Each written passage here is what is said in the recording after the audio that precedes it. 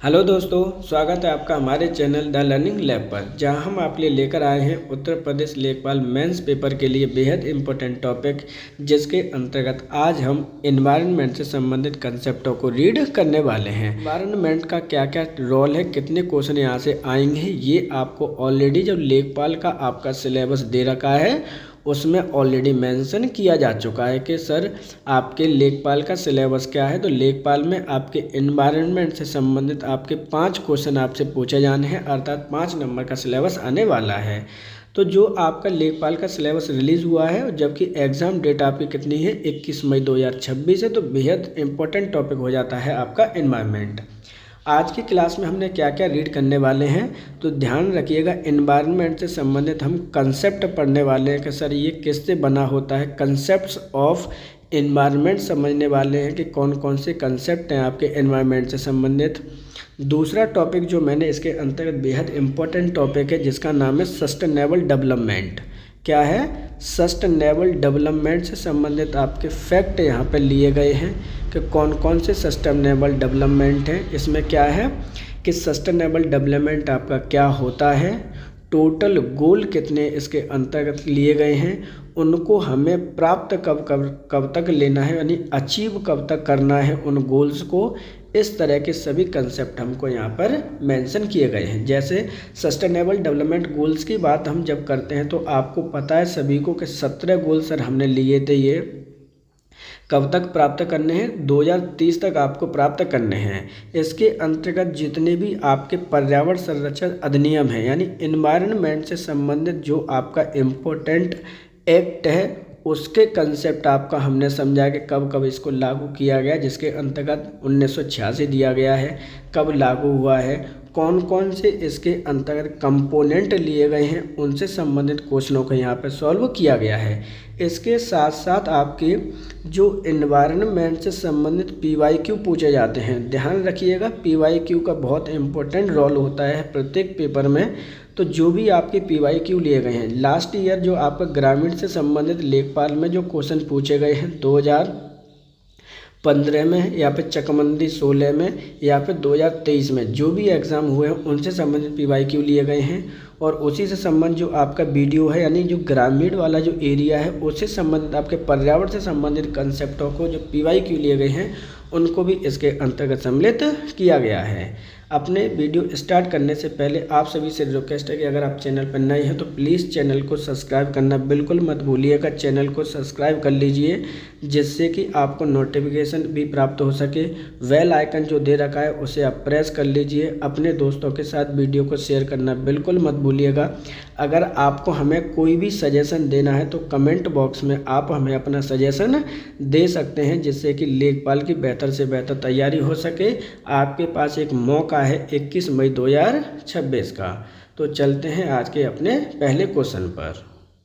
पर्यावरण से क्या अभिप्राय है? भूमि, जल, वायु, पौधे एवं पशुओं की प्राकृतिक दुनिया जो उनके चारों ओर अस्तित्व में है, उन संपूर्ण दशाओं का योग जो व्यक्ति को एक समय बिंदु पर गिरे हुए होती है, भौतिक, जैविक, सांस्कृतिक तत्वों की अंतःक्रियात्मक व्यवस्था जो अंतर संबंधित होती है, या फिर उपरोक्त सभी।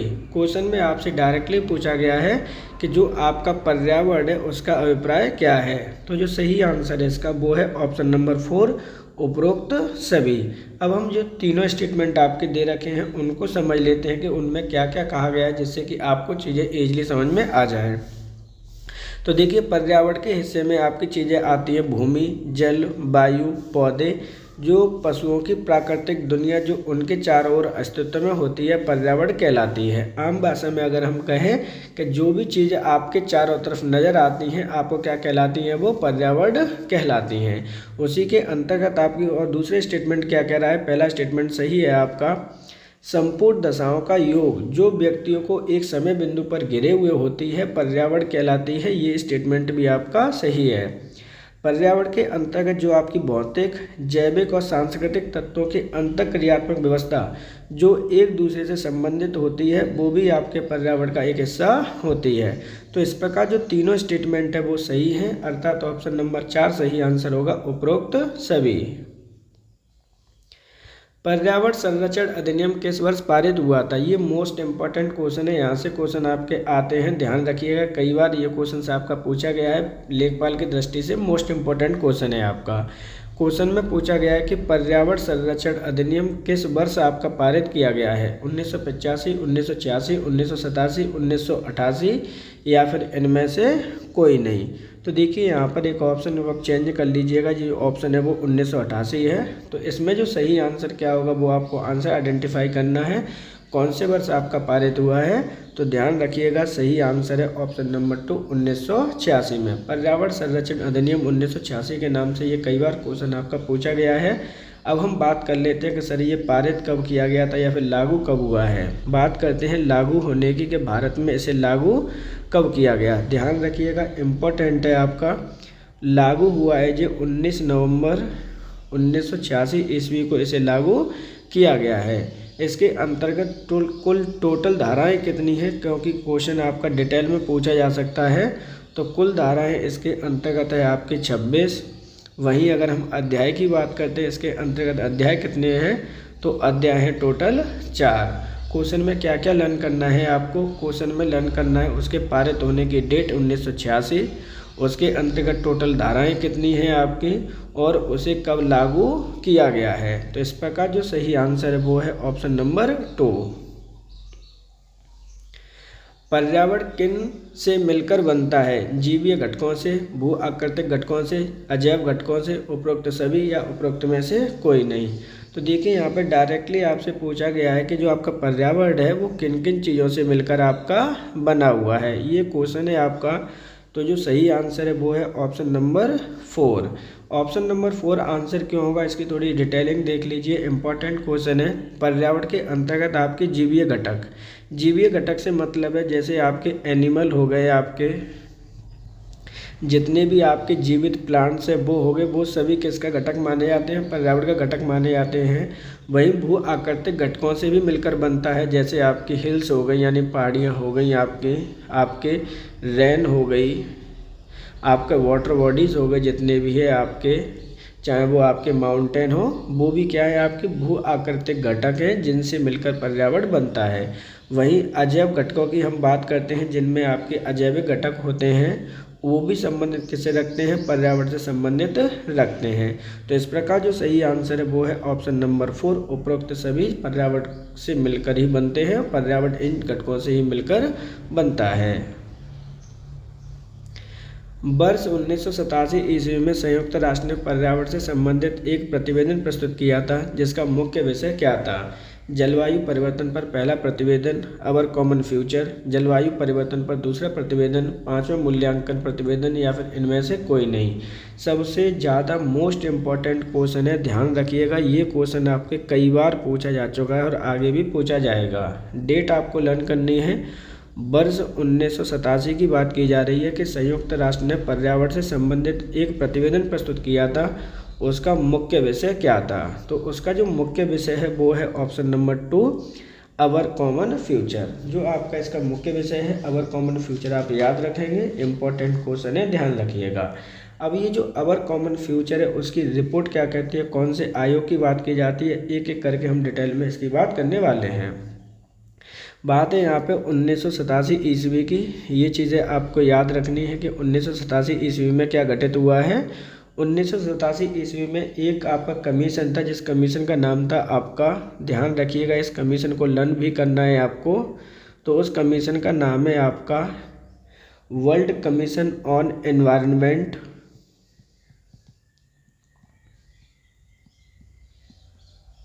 And development. इस कमीशन का नाम लर्न कर लीजिएगा। 1987 ईस्वी में इसने एक रिपोर्ट प्रस्तुत की थी। ध्यान रखिएगा, इस कमीशन ने अपनी एक रिपोर्ट प्रस्तुत की है, जिसका प्रतिवेदन क्या है आपका, जिसका मुख्य विषय है अवर कॉमन फ्यूचर। इस प्रतिवेदन को या और किस एक आयोग के नाम से भी जानते हैं, उस आयोग का भी नाम याद कर लीजिएगा, क्योंकि वहाँ से भी आपके क्वेश्चन आपके मोस्टली पूछे जाते हैं कि ये किस कमीशन के तहत आपकी रिपोर्ट दी गई है, जिसका जो मेन सब्जेक्ट है वो अवर कॉमन फ्यूचर है। तो जिसे हम ब्रटलैंड रिपोर्ट भी कहते हैं। क्या कहते हैं? याद कर लीजिएगा, ब्रटलैंड रिपोर्ट भी इसको हम कहते हैं, उसके नाम से भी इसे हम जानते हैं, जिसके अंतर्गत आपकी सतत विकास की अवधारणा दी गई है। ये चीज़ भी आपको लर्न करनी है कि सतत विकास की अवधारणा कहाँ पे दी गई है, तो ब्रटलैंड आयोग के द्वारा सतत आवरण की व्याख्या दी गई थी पहली बार। तो यहाँ पे जो सही आंसर है वो क्या है, ऑप्शन नंबर आपका सही होगा 2, अवर कॉमन फ्यूचर। एक आयोग आया है जिसका नाम है ब्रटलैंड रिपोर्ट, या फिर कह सकते हैं कि world commission on environment and development. ये चीज़ें लर्न करनी है। 1987 ईस्वी की बात की जा रही है। सही आंसर है ऑप्शन नंबर 2। ब्रटलैंड आयोग रिपोर्ट का प्रकाशन कब किया गया, 1984, 1985, 1987 या 1989? देखिए इंपॉर्टेंट क्वेश्चन है आपका, और यहाँ से क्वेश्चन आपके आएंगे ही आएंगे। ब्रटलैंड आयोग जी की रिपोर्ट का प्रकाशन कब किया गया है, तो सही आंसर है ऑप्शन नंबर आपका 3। इसका प्रकाशन 1987 ईस्वी में किया गया है। इंपॉर्टेंट क्वेश्चन है, ध्यान रखिएगा। इसी रिपोर्ट के अंतर्गत आपकी जो SDG हम कहते हैं, जैसे सस्टेनेबल डेवलपमेंट कहते हैं, क्या कहते हैं, सस्टेनेबल डेवलपमेंट। आपने ये शब्द काफ़ी बार सुनेंगे और इससे संबंधित आपको कंसेप्ट भी पता होना चाहिए, या फिर हम हिंदी में जिसे हम कहते हैं सतत विकास। सतत विकास की अवधारणा का प्रतिपादन भी इसी के अंतर्गत आपका किया गया था। सतत विकास क्या होता है, क्या नहीं होता है, हम आगे इस पर डिस्कस करेंगे। ऐसे रिपोर्ट की जो आपकी मुख्य विषय थी वो भी आपको लर्न करनी है, अवर कॉमन फ्यूचर। क्या है, अवर कॉमन फ्यूचर इस रिपोर्ट की मुख्य थीम थी, जो कि मैं पिछले वाले क्वेश्चन में ऑलरेडी एक्सप्लेन कर चुका हूं, तो आपको ये थीम भी लर्न कर लेनी है। इंपॉर्टेंट है, ध्यान रखिएगा। सही आंसर है ऑप्शन नंबर 3।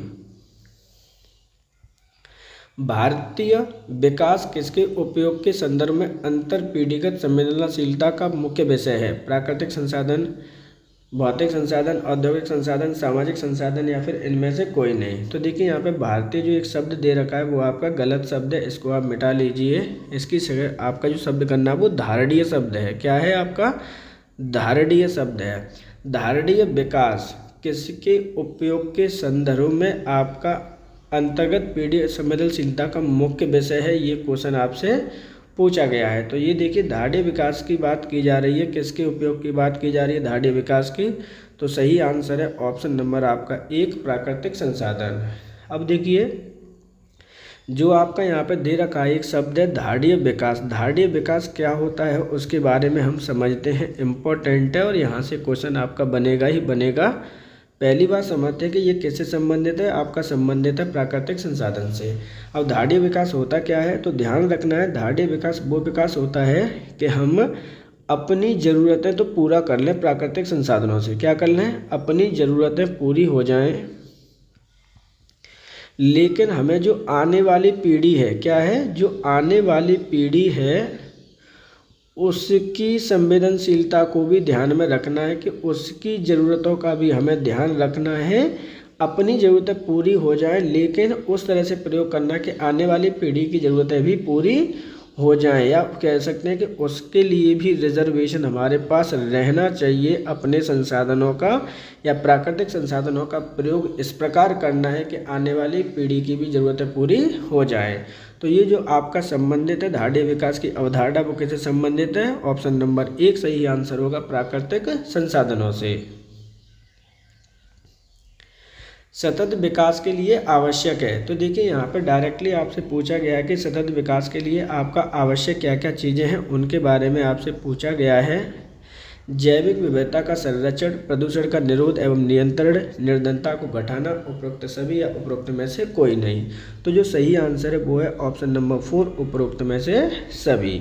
अब ये देखिए धारणीय विकास की बात की जा रही है, सतत विकास की बात की जा रही है। यहाँ पे तो आपका ये इंग्लिश शब्द होता है वो सस्टेनेबल डेवलपमेंट होता है। आप कई जगह इसको वर्ड को पढ़ेंगे भी, तो इसको भी आपको लर्न कर लेना है क्योंकि चीज़ें और ईजिली हो जाती हैं। सस्टेनेबल डेवलपमेंट क्या होता है, पिछले वाले क्वेश्चन में आपसे पहले ही बोला गया है कि अपनी नीड्स को पूरा करना है। हमें क्या करना है, अपनी नीड्स को तो पूरा करना है, कंप्लीट करना है, लेकिन इस तरह से प्राकृतिक संसाधनों का प्रयोग करना है कि आने वाली जो जनरेशन है, प्राकृतिक संसाधनों का प्रयोग जो करना है हमें, वो आने वाली जो जनरेशन है आपकी न्यू जनरेशन होगी उसकी भी ज़रूरत है पूरी हो जाए, उसके लिए भी ये रिजर्व रहे, इस तरह से हमें प्रयोग इसका करना है। तो इस विकास को हम कहते हैं सतत विकास। अब सतत विकास के लिए क्या क्या इम्पोर्टेंट है आपके लिए? जैविक विविधता का संरक्षण करना। जो भी आपकी प्रकृति है, जैविक विविधता है, उसका हमें क्या करना है? संरक्षण प्रदान करना है।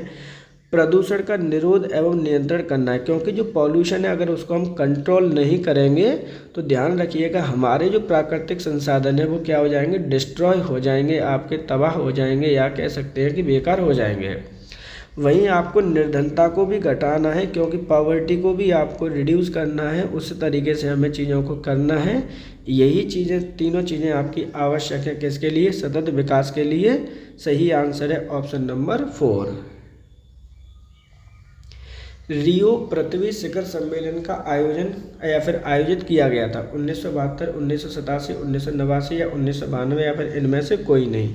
मोस्ट इम्पोर्टेंट क्वेश्चन है, ये क्वेश्चन आपका आ चुका है, ध्यान रखिएगा। ये क्लास आपकी लेखपाल के साथ साथ आपकी जो यूपी टेट आने वाला है उसके लिए भी आपकी इम्पोर्टेंट है। तो देखिए यहाँ पे क्या कह रहा है, रियो पृथ्वी शिखर सम्मेलन कब आयोजित किया गया था? पहले आंसर देख लेते हैं। सही आंसर है ऑप्शन नंबर 4, 1992 ईस्वी में रियो आपका शिखर सम्मेलन आपका क्या किया गया है? आपका आयोजित किया गया है। अब हम इससे संबंधित कुछ चीज़ें समझते हैं कि रियो शिखर सम्मेलन किससे संबंधित था और ये कहाँ पर आयोजित किया गया था।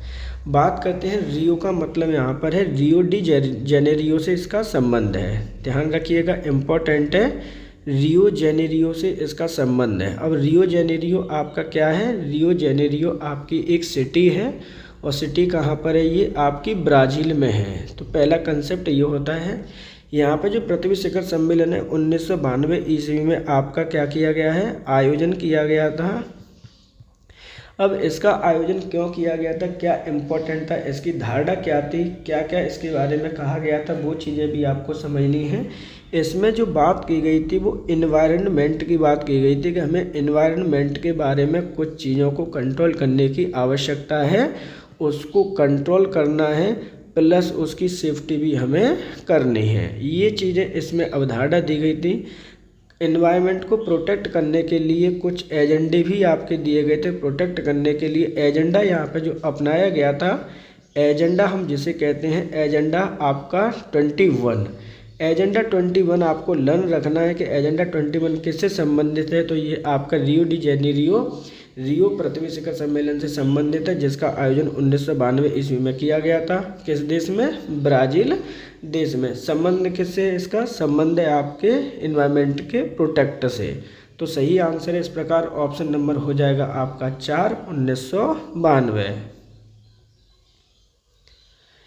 एजेंडा 21 की घोषणा शिखर सम्मेलन के अंतर्गत की गई थी। डायरेक्टली क्वेश्चन आपसे पूछा गया है कि जो आपका एजेंडा 21 है आपका, उसकी घोषणा किस शिखर सम्मेलन के अंतर्गत आपकी की गई है? रियो शिखर सम्मेलन, जोहान्सबर्ग शिखर सम्मेलन, टोक्यो शिखर सम्मेलन, मॉन्ट्रियल शिखर सम्मेलन, या फिर इनमें से कोई नहीं। तो देखिए एक एक करके हम बात करते हैं सभी के बारे में। सही आंसर है यहाँ पे ऑप्शन नंबर होगा 1, रियो शिखर सम्मेलन में इसकी घोषणा की गई थी। अब इसका जो आयोजन है वो कब किया गया था, ध्यान रखना है। इसका आयोजन आपका 1992 ईस्वी में किया गया था। किस देश के अंतर्गत किया गया था? तो ब्राज़ील देश के अंतर्गत किया गया है। संबंध किसका है इससे? तो संबंध है आपका इन्वायरमेंट से। ये चीज़ें आपको लर्न करनी है, इम्पोर्टेंट है आपका। वहीं जो दूसरी चीज़ें दे रखी हैं, जैसे जोहान्सबर्ग शिखर सम्मेलन दे रखा है, उसकी अवधारणा क्या थी, उसका क्या था? तो इसकी जो आपकी आयोजन किया गया था वो 2002 में किया गया है। टोक्यो शिखर सम्मेलन की बात करते हैं तो 1997 ईस्वी में इसका आयोजन किया गया था। मॉन्ट्रियल शिखर सम्मेलन की अगर हम बात करते हैं तो इसका आयोजन किया गया है आपके 1989 ईस्वी में। ये डेट भी आपको लर्न करनी है, ध्यान रखिएगा इसके साथ साथ में। सही आंसर क्या है? ऑप्शन नंबर 1 हो जाएगा, रियो शिखर सम्मेलन।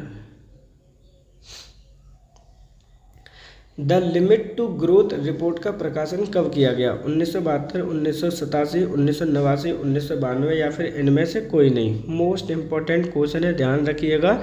ये क्वेश्चन आपका आ चुका है। एक रिपोर्ट है द लिमिट टू ग्रोथ का प्रकाशन कब किया गया है? सही आंसर है ऑप्शन नंबर 1, 1972 ईस्वी में इसका प्रकाशन किया गया है। अब देखिए इसके बारे में जो आपकी द लिमिट टू ग्रोथ है वो रिपोर्ट किससे संबंधित है, इसकी बात करनी है। ये किसकी बात की गई है कि हमारे पास जो संसाधन है वो लिमिटेड है, क्या है, लिमिटेड है, लेकिन हमें अपनी ग्रोथ भी करनी है। तो ये किससे संबंधित है, ये रिपोर्ट संबंधित है आपकी इन्वायरमेंट से, यानी आपके पर्यावरण से संबंधित ये आपकी रिपोर्ट है जो आई है 1972 में। सही आंसर है option number 1। World commission on environment and development की प्रकाशित रिपोर्ट को किस नाम से जानते हैं? रियो शिखर सम्मेलन, मॉन्ट्रियल प्रोटोकॉल, वेटलैंड आयोग, the limit to growth report, या इनमें से कोई नहीं। मोस्ट इम्पॉर्टेंट क्वेश्चन है, आपका ध्यान रखिएगा। क्या कह रहा है यहाँ पे, एक एक करके देखते हैं। World commission on environment and development की जो रिपोर्ट प्रकाशित हुई है उसे हम किस नाम से और जानते हैं? सही आंसर है ऑप्शन नंबर आपका 3, इसे हम ब्रेटलैंड आयोग के नाम से हम जानते हैं। अब देखिए ये जो कमीशन आपका बना था इसने कब अपनी रिपोर्ट सबमिट की थी, क्या इसका फ्यूचर था, एक एक करके हम इसके बारे में बात करते हैं। ये जो आपका, हम इसे शॉर्ट फॉर्म में बोलते हैं, क्या बोलते हैं, सॉरी, इसे हम शॉर्ट फॉर्म में बोलते हैं WCED। ये शॉर्ट फॉर्म भी लर्न कर लीजिएगा, WCED कई बार पूछ ली जाती है। इसने अपनी एक रिपोर्ट प्रकाशित की थी 1987 ईस्वी में। उसके अध्यक्ष थे आपके ब्रेटलैंड, क्या थे, ब्रेटलैंड इसके अध्यक्ष थे, हेड थे। इसलिए उस कमीशन का नाम भी आपका क्या कर दिया गया, ब्रेटलैंड कमीशन कर दिया गया। इस चीज़ को आप समझना है और इम्पोर्टेंट है, और इसी के नाम से इसे हम जानते हैं। जबकि पिछले वाले क्वेश्चन में बता चुका हूँ कि इसकी थीम क्या आती, तो थीम आपकी मोस्ट इम्पोर्टेंट है, पीछे से पूछी जा चुकी है। इसकी थीम है आपकी अवर कॉमन फ्यूचर, हम सबका साझा फ्यूचर है, इसलिए हमें एनवायरनमेंट के बारे में ज़्यादा सोचना है, इसकी ये पॉलिसी है। दूसरी बात करते हैं, जो अदर ऑप्शंस दे रखे हैं। रियो शिखर सम्मेलन का आयोजन कब किया गया था, तो 1992 ईस्वी में इसका सम्मेलन किया गया है, और ये किया गया है आपके ब्राज़ील देश में। वही मॉन्ट्रियल प्रोटोकॉल की बात करते हैं तो इसका संबंध किससे, तो ध्यान रखिएगा, इसका संबंध है ओजोन लेयर से, इसका संबंध है, और इसका सम्मेलन किया गया है आपका 1989 ईस्वी में। ये चीज़ भी आपको लर्न करनी है। ब्रेटलैंड का ऑलरेडी हो चुका है। The limit to growth report का प्रकाशन किया गया आपका 1972 ईस्वी में। क्वेश्चन का आंसर क्या होगा, क्वेश्चन का आंसर होगा ब्रेटलैंड आयोग, ऑप्शन नंबर 3। निम्नलिखित में से कौन सा सतत विकास लक्ष्य नहीं है जिसे वर्ष 2030 तक प्राप्त करने का लक्ष्य रखा गया? लैंगिक समानता, शून्य भुखमरी, अंतरिक्ष अनुसंधान, अच्छा स्वास्थ्य एवं भलाई, या फिर इनमें से कोई नहीं। मोस्ट इम्पोर्टेंट क्वेश्चन है, देखिए इसके बारे में एक एक करके मैं प्रॉपर तरीके से बात करते हैं। यहाँ पर क्या क्या बातें की गई हैं, क्या क्या बातें नहीं होनी चाहिए, देखते हैं एक एक करके। क्वेश्चन में बोला गया है कि निम्नलिखित में से कौन सा सतत विकास लक्ष्य नहीं है। पहले हम उसको बात कर लेते हैं, तो सही आंसर होगा ऑप्शन नंबर 3, अंतरिक्ष अनुसंधान का कोई भी लक्ष्य आपका प्राप्त नहीं करना है आपको 2030 तक। अब ये जो लक्ष्य है वो क्या क्या है और इनकी क्या अवधारणा है, एक एक करके उस पर हम बात करते हैं, जिससे कि चीज़ें आपकी और इजीली आपको समझ में आ जाए। तो देखिए बात है आपकी 2015 की, याद कर लेंगे एक एक चीज़ को। यहाँ पर आपकी एक यूनाइटेड नेशंस की यहाँ पे बैठक होती है 2015 में, जिसमें कहा जाता है कि हम SDG यानी सस्टेनेबल डेवलपमेंट गोल डिसाइड करते हैं। क्या करते हैं, सस्टेनेबल डेवलपमेंट गोल डिसाइड करते हैं, जिसे हम SDG कहते हैं। कितने डिसाइड करते हैं कि 17 डिसाइड करते हैं। इनकी संख्या आपको लर्न करना बेहद ज़रूरी है, और उन 17 को हमें कब तक प्राप्त करना है, 2030 तक हमें प्राप्त करना है। उनको कौन कौन से हो सकते हैं, क्या क्या नहीं हो सकते हैं, उसमें हम एक एक करके एडजेक्टिव्स पढ़ते जाएंगे अपने क्वेश्चंस के हिसाब से, और आपको 17 के 17 लर्न हो जाएंगे। जब बात करते हैं कि उनके 17 आपके लक्ष्य हमने निर्धारित किए, तो इनके सब लक्ष्य भी होंगे, यानी ये तो आपके गोल्स हो गए कि हमें इतने प्राप्त करने। इसके अंतर्गत आपके 169 और सब गोल्स हैं, उनको भी लर्न कर लीजिएगा, क्योंकि वो भी डायरेक्टली आपसे पूछे जा सकते हैं।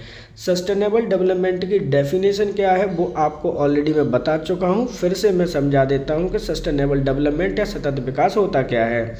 ध्यान रखिएगा, सतत विकास की जो अवधारणा है वो क्या कहती है, वो ये कहती है कि हमें जो आपके प्राकृतिक संसाधन है उनका प्रयोग इस प्रकार करना है कि आने वाली जो जनरेशन है उनकी ज़रूरतें भी पूरी हो जाए और हमारी भी ज़रूरतें पूरी हो जाएं, उसको हम सतत विकास कहते हैं। इसी तरह से हमको सतत विकास करने के लिए लक्ष्य प्राप्ति करनी थी 2030 तक। कब तक? 2030 तक हमें प्राप्त करनी थी। उसके लिए हमने 17 और प्लस 169 सब गोल्स को डिसाइड किया है। किसके द्वारा? यूनाइटेड नेशंस के द्वारा। अब कौन कौन से वो लक्ष्य हम एक एक करके उसके बारे में बात कर लेंगे अलग से। जैसे पहला ही आपका आया है लैंगिक समानता, दूसरा है शून्य भुखमरी और तीसरा है आपका अच्छा स्वास्थ्य की भलाई। जब भी हम उनके नाम लेंगे तो हम SDG 1, SDG 2, 3 करके हम याद करेंगे, 17 तक हैं आपके, ध्यान रखिएगा। कुल मिला के क्वेश्चन में पूछा गया था कौन सा इसमें सम्मिलित नहीं है, तो सही आंसर है ऑप्शन नंबर 3। संयुक्त राष्ट्र ने किस वर्ष सतत विकास की अवधारणा की घोषणा की थी? 2013, 2020, 2015, 2017 या इनमें से कोई नहीं। तो देखिए इनमें क्वेश्चन में डायरेक्टली पूछा गया कि संयुक्त राष्ट्र ने UN ने किस वर्ष सतत विकास अवधारणा की घोषणा की है। सही आंसर है ऑप्शन नंबर आपका 3, 2015 में। और इन सतत विकास कितने लक्ष्य उन्होंने दिए थे, तो ध्यान रखिएगा SDG की जब हम बात करते हैं तो 17 SDG की बात कही गई थी और इसके अंतर्गत आपके 169 आपके सब गोल्स हैं, इनको हमें प्राप्त करना है 2030 तक, ये इसमें कहा गया है। सही आंसर है ऑप्शन नंबर 3। संयुक्त राष्ट्र ने 2015 में कितने लक्ष्यों को प्राप्त करने की घोषणा की थी? 16, 17, 18, 19 या इनमें से कोई नहीं। तो देखिए ये क्वेश्चन तो अब आपको रट्टा ही मर चुका होगा ढंग से कि 2015 में हमने कितने लक्ष्यों की प्राप्त करने की घोषणा की है। सही आंसर है ऑप्शन नंबर 2, 17 लक्ष्यों को प्राप्त करने की घोषणा की है, जिसके अंतर्गत आपके सब लक्ष्य हैं 169। निम्नलिखित में से कौन सम्मिलित नहीं है? तो देखिए एक तरफ आपके उद्देश्य दे रखे हैं, दूसरी तरफ आपको गोल्स दे रखे हैं कि कौन सा इनमें से सम्मिलित नहीं है। चीज़ों को लर्न करना है, इम्पोर्टेंट है, ध्यान रखिएगा। कौन इसमें से आपका सम्मिलित नहीं है? पहला SDG आपका गरीबी की समाप्ति करना SDG 1, भुखमरी की समाप्ति करना SDG 2, अच्छा स्वास्थ्य एवं कल्याण SDG 3, गुणवत्तापूर्ण शिक्षा SDG 5 या फिर इनमें से कोई नहीं। अब ये चीज़ें आपको लर्न करनी है, इम्पोर्टेंट है, एक एक करके सभी को हम यहाँ पे लर्न करने वाले हैं। देखिए क्या कह रहे हैं ये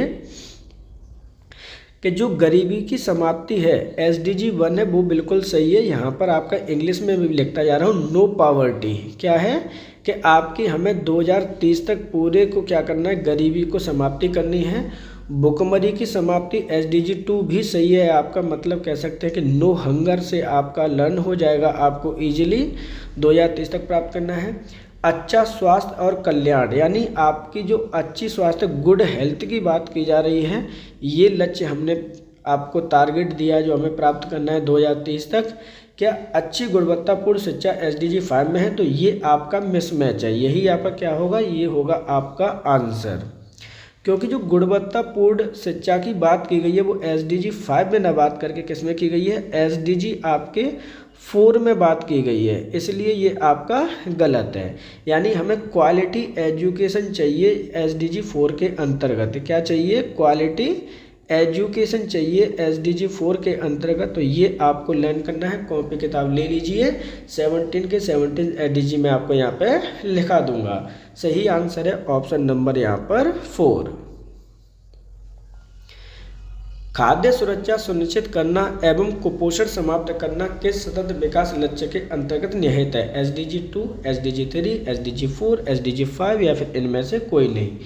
इम्पोर्टेंट क्वेश्चन है, ध्यान रखिएगा। यहाँ पे क्या बात की गई है? यहाँ पर आपसे बात की जा रही है सर कि जो आपकी खाद्य सुरक्षा सुनिश्चित करना और कुपोषण को समाप्त करना किस सतत विकास के अंतर्गत निहित है। तो इम्पोर्टेंट है, इनके बारे में आपको लर्न रहना एक एक चीज़। तो सही आंसर है ऑप्शन नंबर यहाँ पर क्या होगा, एक होगा, सॉरी 2 होगा। ऑप्शन नंबर 1 सही आंसर है, क्योंकि जो SDG 2 है ना वो संबंधित है आपका नो हंगर से। किससे संबंधित है? आपका नो हंगर से संबंधित है, अर्थात आपकी भूखमरी की समाप्ति करनी है। आपको क्या करना है?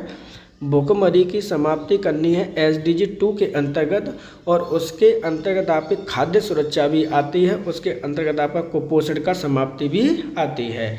वहीं अगर जो आपको गिवन है वो देखते हैं, आपकी SDG 3 किसके बारे में है? तो आपको पता है कि सर ये हेल्थ के बारे में बात की जाती है, अर्थात आपके स्वास्थ्य के बारे में, अच्छा स्वास्थ्य होना चाहिए। SDG 4 की बात की जाती है आपकी क्वालिटी एजुकेशन के बारे में, कि एक अच्छी गुणवत्तापूर्ण एजुकेशन होना जरूरी है। वहीं SDG 5 की जब हम बात करते हैं तो ये होती है जेंडर इक्वलिटी। क्या है? जेंडर इक्वलिटी की बात की जाती है, लैंगिक समानता की सर यहाँ पे बात की जाती है आपकी। ये छोटी छोटी चीज़ें हैं लेकिन आपके लिए बेहद इम्पोर्टेंट है, ध्यान रखिएगा। इम्पोर्टेंट क्या है? इनको लर्न करना, क्योंकि यहाँ से क्वेश्चन आपके 101% आपके बनते ही बनते हैं। UPPCS, UPSSC, UPSC हर जगह यहाँ से क्वेश्चन आपके आते हैं। आपसे रिक्वेस्ट है कि अगर आप चैनल पर नए हैं तो चैनल को अगर आपने सब्सक्राइब नहीं किया तो प्लीज़ आप सब्सक्राइब कर लीजिएगा, जिससे कि आने वाले वीडियो का भी नोटिफिकेशन आपको ईजिली प्राप्त हो सके। अगर आपको पंचायत से रिलेटेड कोई कंसेप्ट क्लियर नहीं है और आपको डिटेल पढ़ना है तो ऑलरेडी हमारे 5 वीडियो चैनल पर उपलब्ध हैं, आप उन्हें जाकर देख सकते हैं। इसके साथ साथ आपके यूपी स्पेशल की वीडियो भी चैनल पर उपलब्ध है, जो कि UPSSC पर ही बेस्ड है। आप उन वीडियोज़ को भी जाकर देख सकते हैं।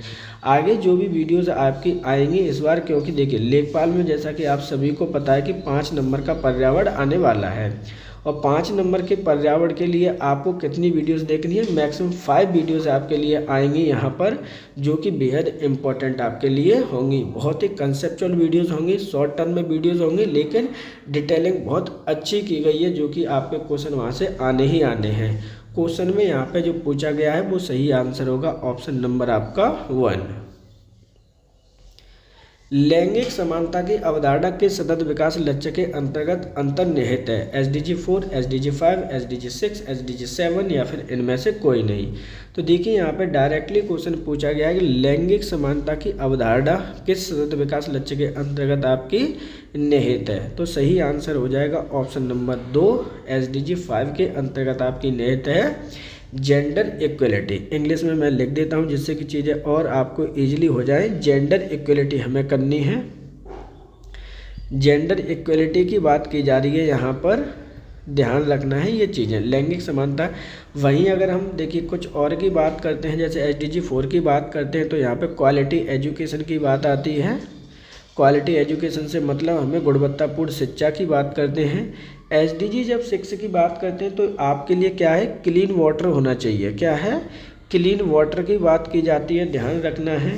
और आपकी बात की जाती है क्लीनिंगनेस की, कि क्लीनिंगनेस भी प्रॉपर होनी चाहिए। वहीं SDG 7 की जब बात की जाती है तो क्लीन एनर्जी की बात की जाती है। किसकी बात की जाती है? आपसे एनर्जी की बात की जाती है। तो वहाँ पर आपको चीज़ें लर्न करनी है, ध्यान रखिएगा। SDG 1, SDG 2, SDG 3, SDG 4, SDG 7 तक आपको ऑलरेडी लर्न हो चुके हैं। एक पेन पेंसिल लेके बैठ जाइए और जो जो मैं आपको लिखाता जा रहा हूँ वो उसे लिख लीजिए।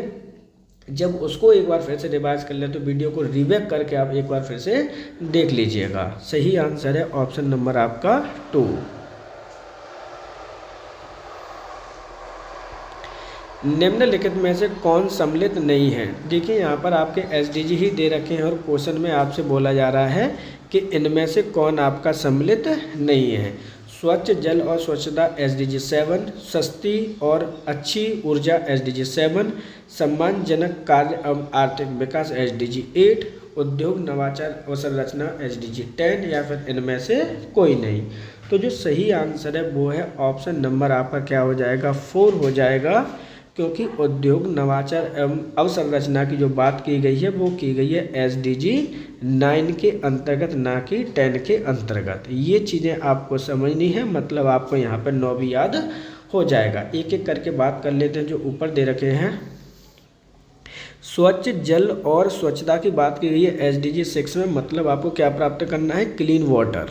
क्लीन वाटर की बात की गई है कि आपको प्राप्त होना चाहिए, जिसमें आपकी जो सरकार है, आप सभी को पता है कि हर घर नल जो परियोजना चल रही है, क्या है, हर घर नल की जो बात की गई है, टैप वाटर से पानी आता है, इसी अवधारणा पे आपका डिपेंड है, ये भारत सरकार की योजनाएं हैं। सस्ती और क्लीन एनर्जी की बात की गई है, यहाँ पे क्या है, क्लीन एनर्जी की बात की गई है आपसे, ये चीज़ें भी ध्यान रखनी है।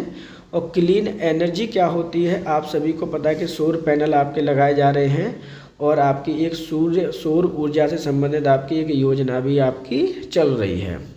वही सम्मानजनक कार्य और आर्थिक विकास होना चाहिए, SDG 8 में आपका दे रखा है, यानी आपको एक सम्मानजनक वर्क प्लेस मिलना बहुत ज़रूरी है, जिससे कि आप काम कर सकें। वहीं उद्योग और इंडस्ट्री, मतलब SDG 7 में क्या दे रखा है कि आपको इंडस्ट्री लगानी है अच्छी अच्छी, जिससे कि लोगों को रोजगार मिल सके, और आपको इनोवेशन की बात करनी है कि नई नई चीज़ों को हम कैसे डेवलप कर सकते हैं। आपको इंफ्रास्ट्रक्चर की बात करनी है कि हम कैसे उनको डेवलप कर सकते हैं, ये दे रखे हैं SDG 9 में। तो जो सही आंसर है क्या है, ऑप्शन नंबर 4। असमानता में कमी की अवधारणा किस सतत विकास लक्ष्य के अंतर्गत निहित है, SDG 9, SDG 10, SDG 11, SDG 12 या फिर इनमें से कोई नहीं।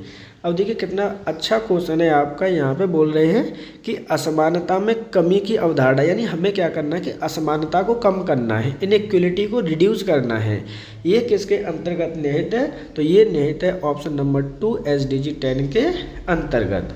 अब ये असमानता क्या होती है, देखिए मान के चलिए कि कोई व्यक्ति बहुत अच्छा पैसा कमा रहा है, जो इनकम होती है या जो मनी है कई लोगों के पास ढेर सारा इकट्ठा हो गया है, उसके अंतर्गत हमें इनइक्वलिटी करनी है, क्या करना है, इनइक्वलिटी को रिड्यूस करना है, कि लोगों के पास ऐसा नहीं है कि पैसा इकट्ठा हो जाए किसी के पास, जो इम्पोर्टेंट है वो क्या है, इनइक्वलिटी को रिड्यूस करना है। वहीं अगर ऑप्शन देखने हैं तो आपको पता है कि SDG 9 किससे संबंधित है, ये संबंधित है आपके रोजगार से, यानी इंडस्ट्री से, ये संबंधित है आपके इनोवेशन से, और ये संबंधित है आपका इनोवेशन के साथ साथ आपका इंफ्रास्ट्रक्चर से। ये चीज़ें लर्न करनी है SDG 9 में। वहीं SDG अगर हम 11 की बात करते हैं, सर इसमें किसकी बात की गई है, तो इसमें बात की गई है आपके जो शहर होते हैं, यानी सस्टेनेबल सिटीज़ बनाने हमें लोगों को रहने के लिए, कि सस्टेनेबल सिटीज़ हों आपकी, प्लस आपके इसके अंतर्गत जो कम्युनिटी बनी है, कम्युनिटी जो होती हैं उनकी प्राथमिकता दी गई है।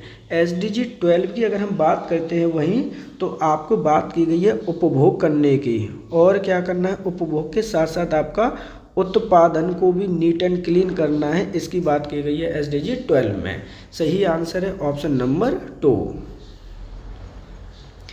निम्नलिखित में से कौन आपका सुमेलित नहीं है, मोस्ट इम्पोर्टेंट क्वेश्चन है आपका, ये क्वेश्चन आपका आ चुका है, ध्यान रखिएगा।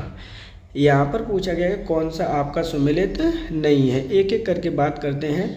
टिकाऊ शहर समुदाय SDG 11, जिम्मेदार उपभोग और उत्पादन SDG 12, जलवायु कार्रवाई SDG 14, असमानता में कमी SDG 10 या फिर इनमें से कोई नहीं। तो जो सही आंसर है इसका वो है ऑप्शन नंबर आपका हो जाएगा 3, जलवायु कार्रवाई SDG 14, क्योंकि जो सही आंसर है वो क्या है, जलवायु की जो कार्रवाई की जानी है वो आपका की जानी है SDG 13 में।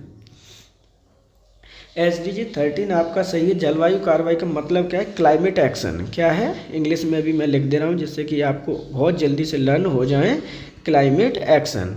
तो देखिए अदर जो ऑप्शन दे रखे हैं उनकी जब हम बात करते हैं, टिकाऊ शहर समुदाय की बात करते हैं, SDG 11 में है आपके जिम्मेदार उपभोग प्रोडक्शन, यानी कह सकते हैं कंज्यूमर की बात करते हैं तो हमें आपकी याद आती है SDG 12 की। असमानता में कमी करनी है, यानी जो आपकी इक्वलिटी है, अनइक्वलिटी है, उसको हमें क्या करना है, रिड्यूस करना है, तो आपका SDG 13 आपको लर्न करना है। क्वेश्चन में पूछा गया था जलवायु कार्रवाई, क्लाइमेट एक्शन, ऑप्शन नंबर हो जाएगा आपका 3, क्योंकि वो SDG 13 में दे रखा है। निम्नलिखित में से कौन सम्मिलित है, देखिए यहाँ पे कितना क्वेश्चन आपका बदल दिया गया है। ये क्वेश्चन आपका पूछा गया था कि इनमें से कौन आपका सम्मिलित नहीं है। अगर आप UP PCS 2023 का एग्ज़ाम उठा के देख लेते हैं तो वहाँ पे ये क्वेश्चन आपका पूछा गया है, क्योंकि देखिए जब जो लेखपाल का एग्ज़ाम होना है उसके पास आपका पहली बार सिलेबस चेंज हुआ है और SDG 17 गोल्स आपको लर्न करना बेहद आपके लिए ज़रूरी है। ये चीज़ें आपको लर्न करनी ही करनी पड़ेंगी। क्वेश्चन में आपसे पूछा क्या गया है कि कौन आपका सम्मिलित नहीं है।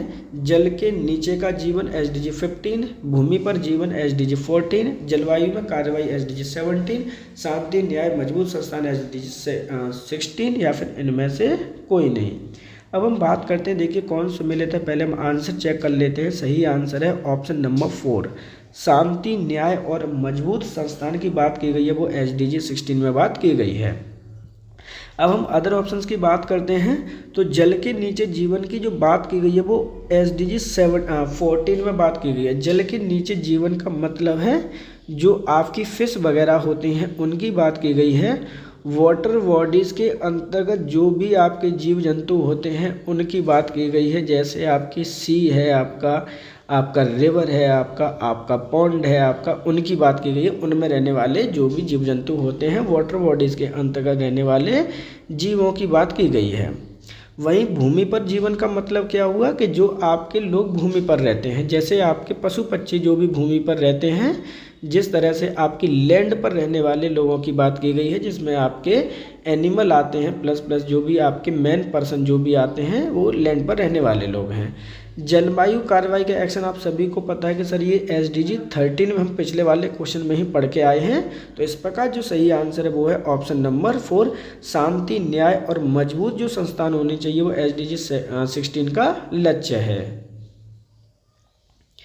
निम्नलिखित में से कौन सा पृथ्वी के कार्बन चक्र में कार्बन डाइऑक्साइड की मात्रा को नहीं बढ़ाता। देखिए अब यहाँ पर कार्बन चक्र की बात की गई है, पर्यावरण से संबंधित क्वेश्चन है आपका कि निम्नलिखित में से कौन सा चक्र पृथ्वी के कार्बन चक्र में कार्बन डाइऑक्साइड की मात्रा को नहीं बढ़ाता।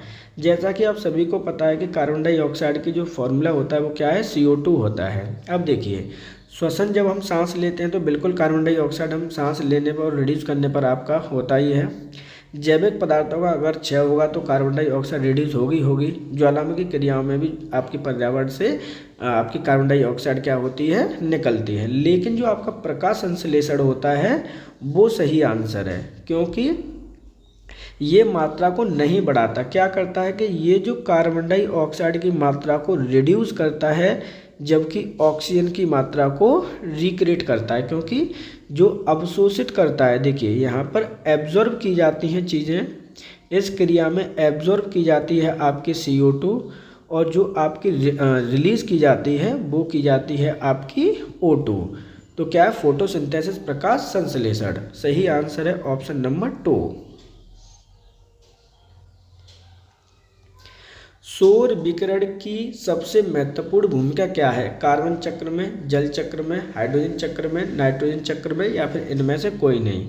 इंपॉर्टेंट क्वेश्चन है, ध्यान रखिए, एक एक करके मैं इसमें डिटेल करूंगा। यहाँ पर सौर विकिरण की सबसे महत्वपूर्ण भूमिका क्या है, तो सही आंसर है ऑप्शन नंबर 2, जल चक्र में। अब बात करते हैं कि सर ये जल चक्र होता क्या है। तो मान के चलिए कि पृथ्वी पर आपका पानी भरा हुआ है, यहाँ पर ध्यान रखना है, इम्पोर्टेंट है।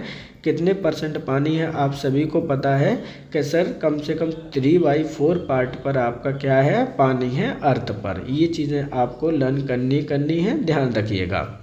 अब हम बात करते हैं, जैसे ही आपका यहाँ पर एक चीज़ देख लेते हैं, यहाँ पर आपका क्या है, सूरज निकल रहा है। एक चीज़ है आपकी क्या है, सूरज निकला हुआ है। यहाँ पर एक सेकंड, सॉरी, यहाँ पर आपका एक सूरज निकला हुआ है और सूरज से क्या आती है, आपकी लाइट या रोशनी वगैरह क्रिएट होती है। ये सभी आपको पता है कि सूरज होगा तो लाइट या क्रिएट तो होगी रोशनी।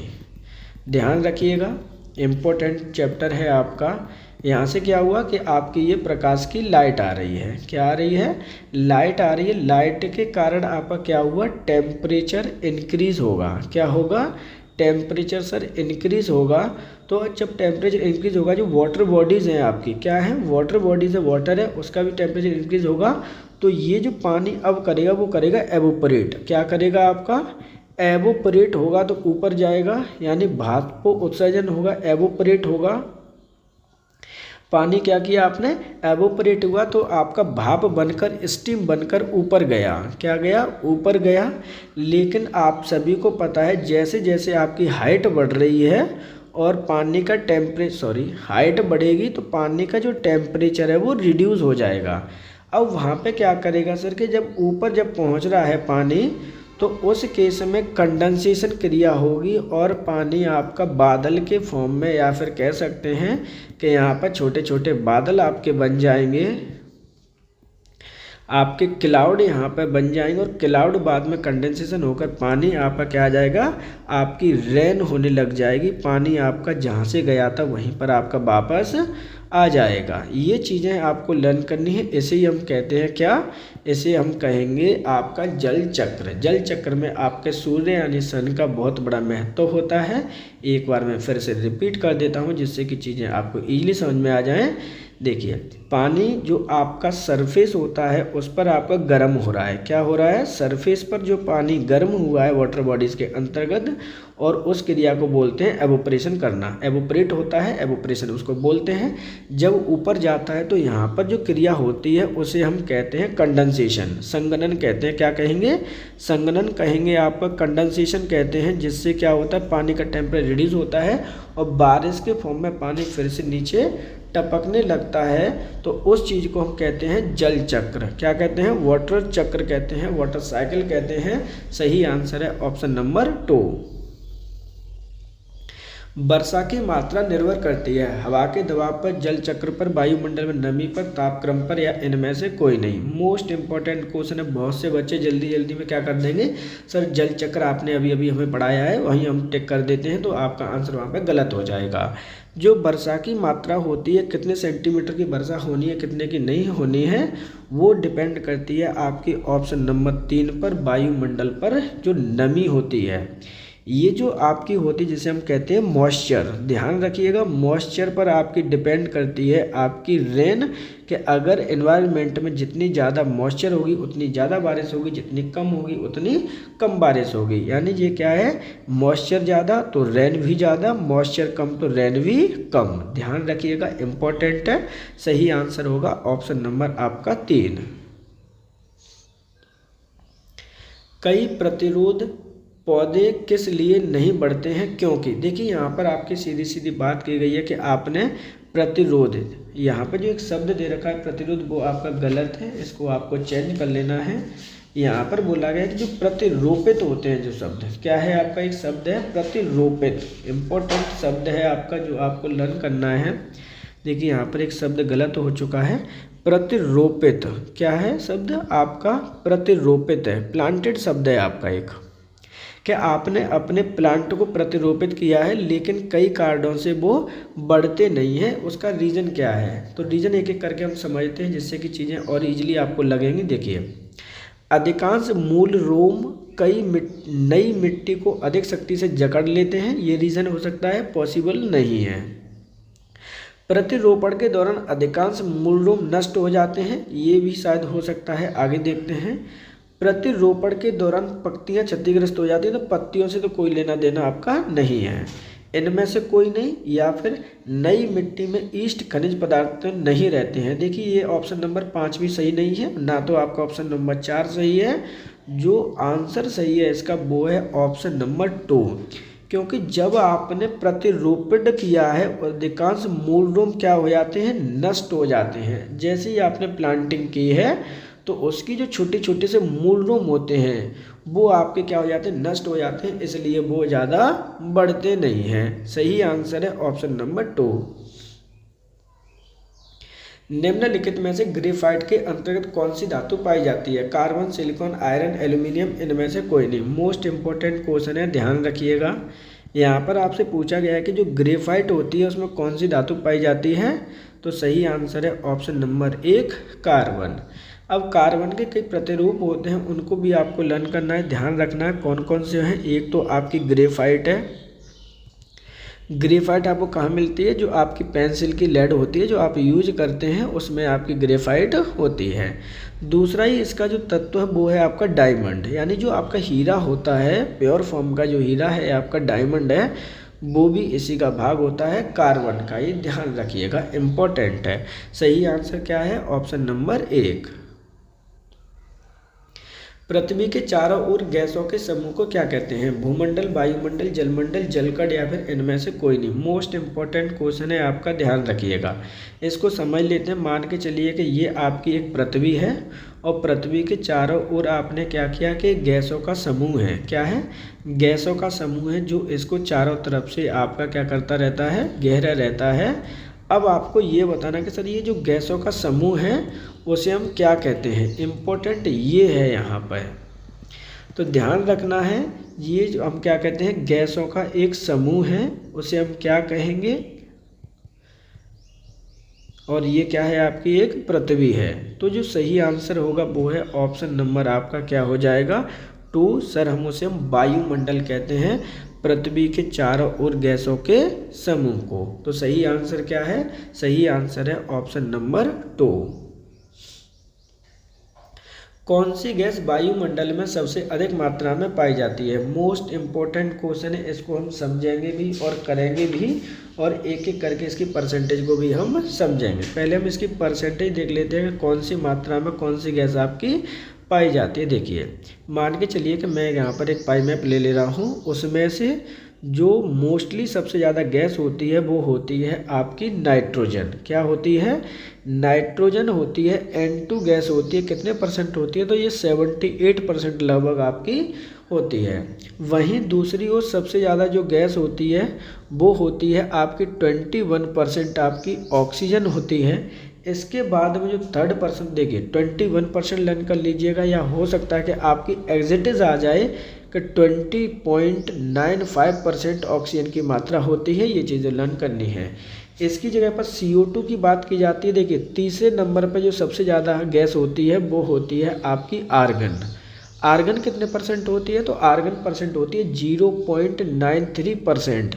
तो सर जो आपकी कार्बन डाइऑक्साइड होती है वो कितने परसेंट है? तो CO2 को भी आपको लर्न कर लेना है, क्योंकि ये 4 ज़्यादा इंपॉर्टेंट गैस है। 0.04% आपकी, सॉरी मैं लिख देता हूँ अलग हट के, जो आपकी कार्बन होती है, कार्बन डाइऑक्साइड होती है, वो 0.040% आपकी होती है। ये चीज़ें आपको लर्न करनी है। मेजर यही आपकी गैसेस होती हैं।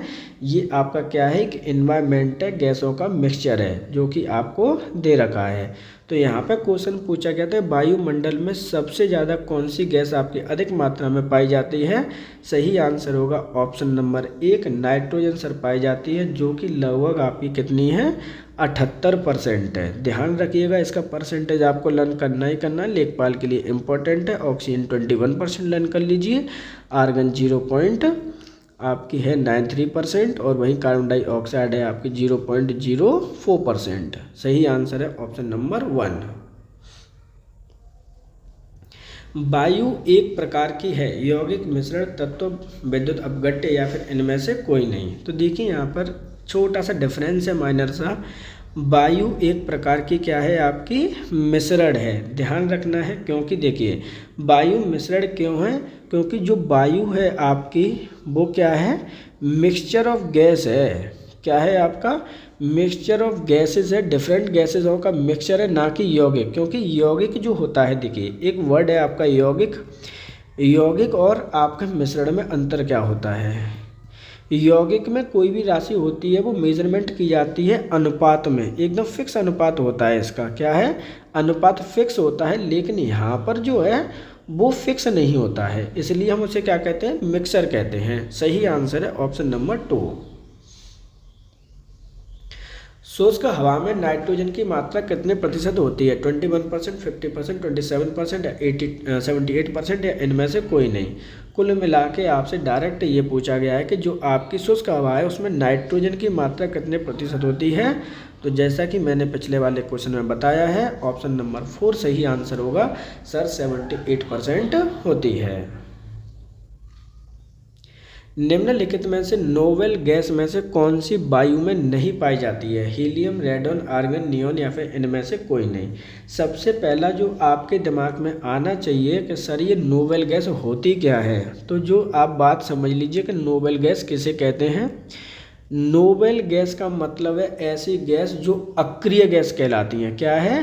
अक्रिय गैस होती हैं जो कि किसी से भी क्रिया नहीं करती हैं, यानी नो रिएक्शन, किसी के साथ में कोई क्रिया नहीं करेंगे। मतलब जो इसकी लास्ट क्लास होती है, यानी जो आपकी इसकी उसमें 0 इलेक्ट्रॉन्स होते हैं। ध्यान रखिए, कोई भी फ्री इलेक्ट्रॉन इसके पास में नहीं होता है, तो उनको हम क्या कहते हैं? अक्रिय गैस कहते हैं। अब हम बात करते हैं कि नोबल गैस में कौन कौन सी हीलियम है, रेडॉन है, आर्गन है और नियॉन है।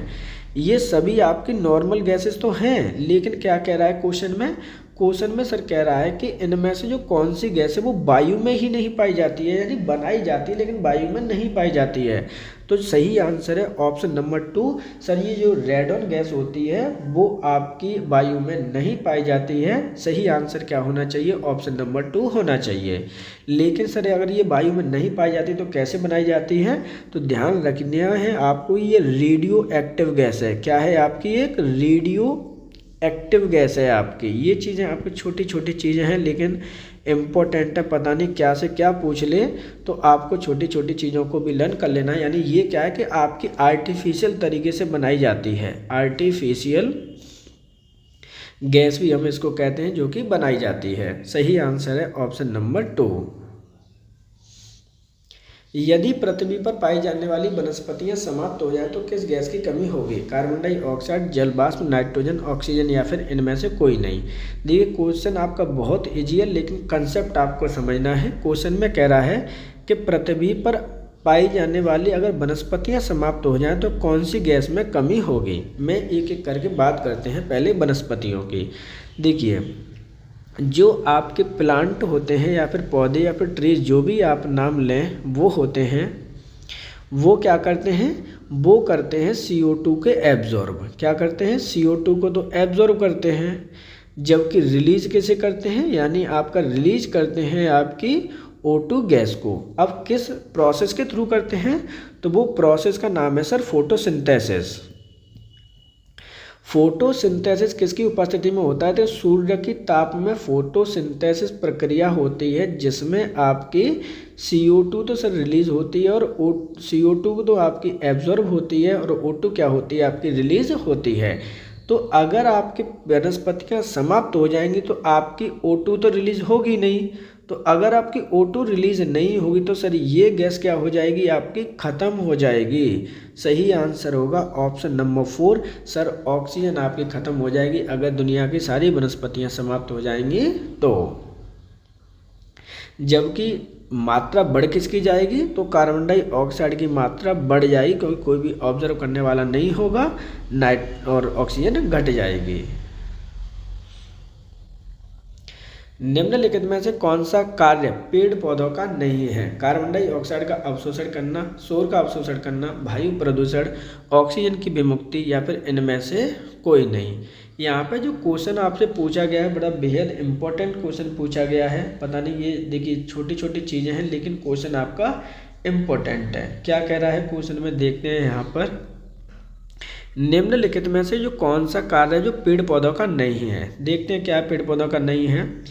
कार्बन डाइऑक्साइड का अवशोषण करता है, बिल्कुल करते हैं, क्योंकि CO2 को ये क्या करते हैं? आपका एब्जॉर्ब करते हैं। तो सर ये तो आंसर आपका नहीं होने वाला है। शोर का अवशोषण करते हैं, बिल्कुल करते हैं। जो आपकी नॉइज़ होती है उसको भी एब्जॉर्ब करते हैं। ये बात भी बिल्कुल आपकी क्या है सर? बिल्कुल सही है। वायु प्रदूषण करते हैं। क्या आपके जो पेड़ पौधे हैं वायु प्रदूषण करते हैं, यानी एयर पॉल्यूशन करते हैं या नहीं करते हैं? तो सर एयर पॉल्यूशन को रिड्यूस करते हैं, ना कि ये करते हैं। तो यही इसका आंसर होगा, क्योंकि हमें ज़्यादा पढ़ने की ज़रूरत नहीं है। सही आंसर है ऑप्शन नंबर 3, वायु प्रदूषण। देख लीजिए ऑप्शन नंबर जो 5, 4 भी दे रखा है, ऑक्सीजन की रिलीज करते हैं, तो बिल्कुल ऑक्सीजन का रिलीज करते हैं, इंक्रीमेंट होता है, लेकिन वो एयर पॉल्यूशन नहीं करते। एयर पॉल्यूशन को क्या करते हैं? वो रिड्यूस करते हैं। तो सही आंसर है ऑप्शन नंबर 3।